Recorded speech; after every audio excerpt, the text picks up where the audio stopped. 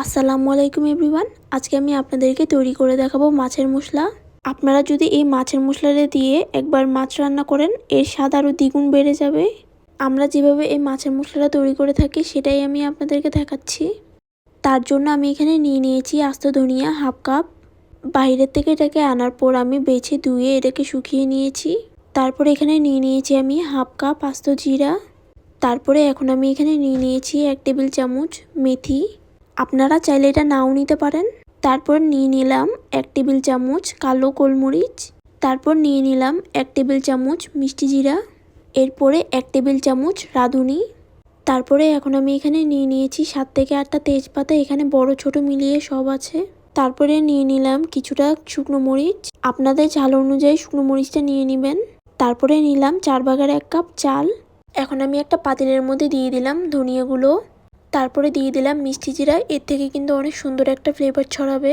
তারপরে দিয়ে দিচ্ছি কালো গোলমরিচ আস্ত। তারপরে দিয়ে দিলাম 1 টেবিল চামচ মেথি, এটা আপনারা চাইলে নাও দিতে পারেন। তারপরে এখানে আমি দিয়ে দিচ্ছি আস্ত জিরা। তারপরে দিয়ে দিচ্ছি তেজপাতাগুলো। তারপরে দিয়ে দিচ্ছি শুকনো মরিচ, এই শুকনো মরিচটা আপনাদের ঝাল অনুযায়ী আপনারা দিয়ে দিবেন।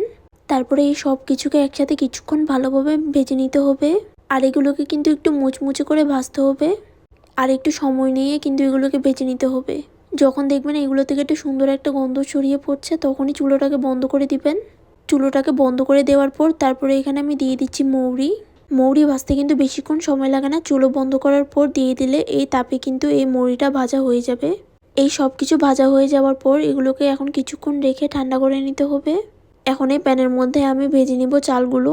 এই চালটা এই মশলার মধ্যে থাকলে মশলাটা যখন মাছের মধ্যে দিবেন, এতে করে ঝোলটা অনেক গাঢ় হবে আর খেতেও অনেক বেশি ভালো লাগবে। আমি ভালোভাবে এই চালটাকে ভেজে নিচ্ছি। চুলার আঁচটাকে কিন্তু বেশি বাড়ানো যাবে না। একটু সময় নিয়ে এগুলোকে ভালোভাবে ভেজে নিতে হবে। এই সব কিছুকে একসাথে ভালোভাবে ঠান্ডা করে নেওয়ার পর এখন আমি এই মশলাগুলোকে ব্লেন্ড করে নিব। আমি এখানে মশলাগুলো দিয়ে দিচ্ছি। মশলাগুলো দিয়ে দেওয়ার পর তারপর আমি দিয়ে দিচ্ছি ভেজে রাখা চাল। তারপরে এই সব কিছুকে আমি একসাথে ভালোভাবে মিক্স করে নিয়েছি। এই সবগুলো মশলাকে আমি একসাথে ভালোভাবে ব্লেন্ড করে নিয়েছি। মশলাগুলো যদি আস্ত থেকে থাকে তাহলে খুব ভালোভাবে এগুলোকে ব্লেন্ড করে নিতে হবে। মশলা এটা তৈরি হয়ে গেলে কিন্তু অনেক সুন্দর একটা গন্ধ বের হয়, আর মাছের মধ্যে দিলে এর স্বাদটা আরও বেশি বেড়ে যায়।